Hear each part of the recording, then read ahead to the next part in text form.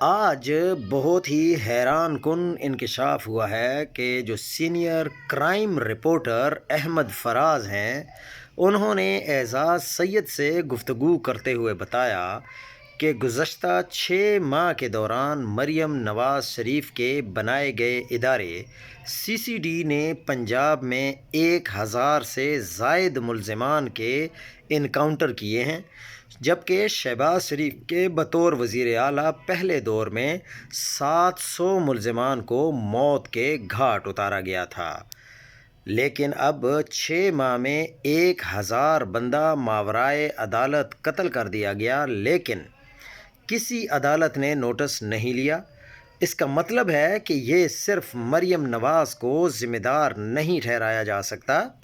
Chief justice of Pakistan supreme court Yahya Khan اور Lahore high court کی chief justice Aalia Neelum بھی برابر کی شریک ہیں۔